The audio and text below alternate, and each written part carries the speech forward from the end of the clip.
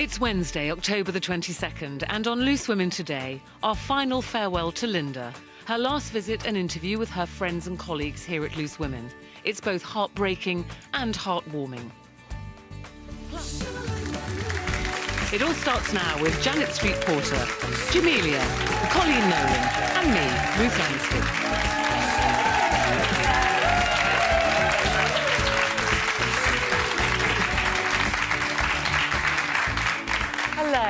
Hello at home. Good to have your company today. Thanks for joining us.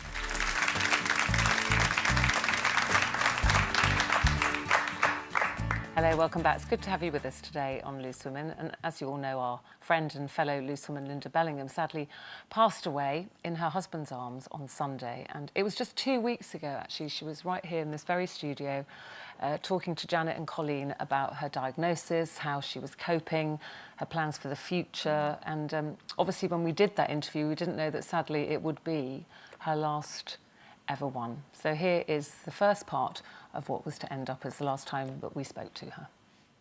Now, when our next guest recently revealed she has terminal cancer, we received over 40,000 messages of support within 24 hours, proving that she is truly the most popular Loose Woman of all time. Please welcome the beautiful and fabulous Lynda Bellingham.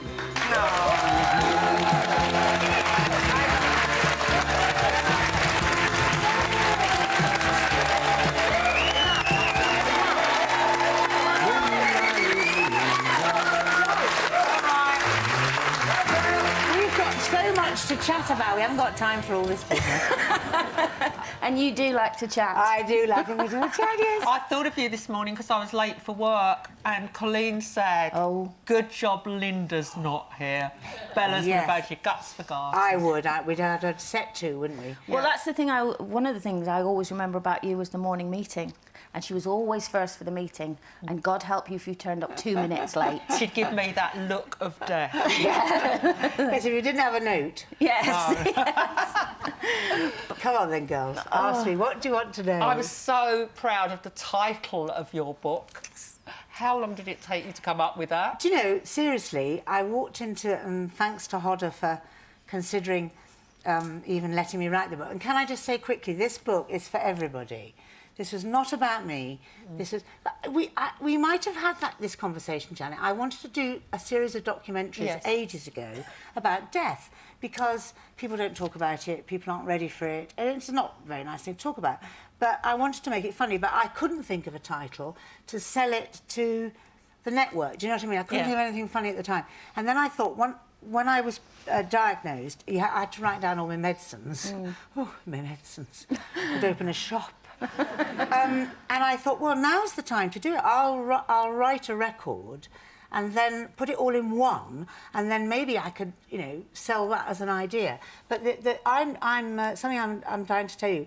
Actually, as I walked in the room of Hodder to discuss it, it just kind of pinged into my brain, and I just thought, well, yes, that's what. And as I say, it's for everybody. If one person who feels on their own, you do feel alone, and it is very hard to take on board. Obviously, it's taken us a year to absorb it. But once you do, instead of worrying about dying, you must enjoy the bits in between. And I think what shines through from your book is the positivity, and you know, hearing that you've got a terminal illness, instead of feeling sorry for yourself, you start organising everyone.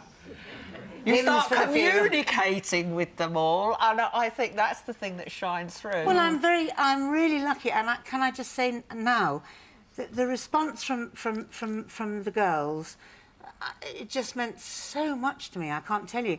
And as the producer of Passionate Woman said to me, well, at least you get to hear them. You know, it could have been awful, of course, couldn't it? You know, Yeah, it could what be time's she off, you know? But that's given me, I can't tell you how much it's helped, really. And thank you to everybody, really. And, of course, the reaction from the Loose Women fans, as we said, over 40,000 within 24 hours. And millions and millions of people sharing it on Facebook. Millions and billions of people know about Furby. Oh, I love Furby. I read your book. little. I got your book yesterday. And I started reading at 2 o'clock and I finished at 7:30 last night when I text you. And you're right, it takes you, there's so much positive in there, but also obviously the sadness. So you go from laughing to crying. And it was so beautifully written. Thank you. And the title for me is something I've been dying to tell you, because you did keep it private for so long. Well, we all kind of heard, Yes. but that's right. all we But, heard. you know, when it came out, it had to come out because of the play, because I was going to do A Passionate Woman. And one of the things that upset me last year was that I got no credit as a serious actress. I wanted to go grey for the play, because she would be grey, and she wasn't trendy or anything, and she's about to lose her son, he's going to get married. And I hate wigs. I don't care how good they are. Wherever you are, you're conscious of your wig. So I carefully went, you know, this colour, slowly over the summer. Had I known actually it was going to be such a nice colour, I would have done it 10 years ago. But they forgot all about that, and they said I'd gone white because of the cancer, which I hadn't. And these are the little things that upset you. But the funny thing about the stoma thing was I was doing really well at the beginning. And I have to say that Professor Justin Stebbings, the life thing is 2 to 5 years, and actually it's nearly 2 years, it will be. So they've sort of done what they set out to do, and it was going really well. Sorry, my nose runs. It's not my cocaine habit. And I always forget the tissues. I'm still not quite... Would you like a tissue? She's got a Have tissue. you got a tissue? Yes. Just a small one, just to dab delicately. Yeah. Try and be a lady I suppose during on my this sleeve. And, yeah, what was I saying? I Well, don't you know. I said- always kind of shut off, even when you're on Loose Women. Oh, yes. By the way, Colleen, she always had to have the last word. She slides them in under me. Every that's time like- we went to a commercial break, Bella's would get the last word. No, she would.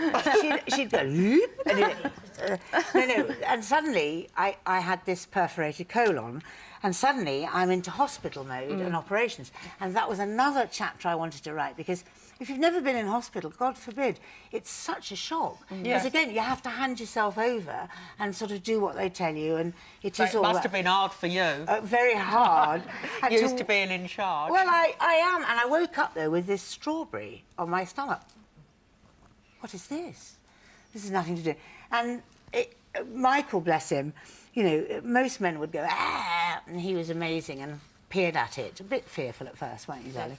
But, and then I suddenly thought, oh, well, now we're into poo territory.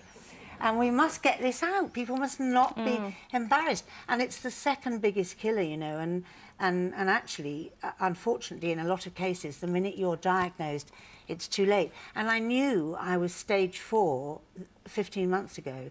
So it was quite hard when people said, oh, your chemo will be finished soon, don't worry. Lynda, what would you say to people watching about bowel cancer? What would you say? How would you say to people what to watch out for? Well, the trouble is, it's an age thing. Oh, we don't do age, do we? But it's breathlessness and indigestion, which are the two things. And when I was doing pantomime at Bradford, that's exactly what happened. And we went to the doctor, and because you know, we're self-employed and you have to look after yourself, I've always had stool tests. I've always gone and been checked up and everything. But unfortunately, this is one, it hides, you know, and I would say get checked up, but the biggest thing, Janet, and you know how we like to, if you had put £1 away for a colonoscopy, when you get to 60, they actually do say that's probably the only way of knowing for sure that you have got bowel cancer, and lots of people have cysts, so they snip those off as they're going up, you know, having a little look round, which is fantastic. Yeah. And that is the only way. And I would say, don't rush to the internet and look up, you know, all the because mine came back clear anyway. So it's all. And the you know, internet, of course, can scare you to death. well, Anyway, you know, present, so, you'd be gone, wouldn't you? Yeah, Look at what absolutely. so that's the biggest thing. And then, as I say, having got through the operation, and in order to have the operation, because of the chemo stops you healing. Yes. So that's why they sort of, well, they delayed it initially. They could have taken it out then, but if I'd had 8 weeks operation time without the chemo, I'd be dead. So you have to, they give you all these things to think about. So I came out of the operation, scar marvellous, gone, scar brilliant. And then I remembered, oh, right, I've got cancer, I've got to deal with that now. So I went back into cancer mode, and unfortunately that's when it all kind of fell apart, and it started to go to months, and then...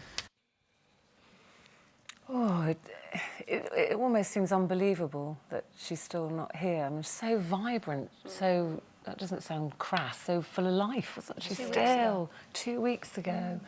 That must be very hard, particularly for you two watching that. I mean, we were here that day, but obviously you two much closer to Lynda. But great to have as well. Yes. What a great... I think it just shows you, in a nutshell, all the best things about her, always thinking about other people, and the positivity just shines through. It is very inspirational. Yeah. There's more to come, of course. We'll be showing the rest of Lynda's TV interview in just a moment, when she talks about her final dying wishes, the perfect Christmas that she had planned, but of course, tragically, now won't get to see. We'll see you after this.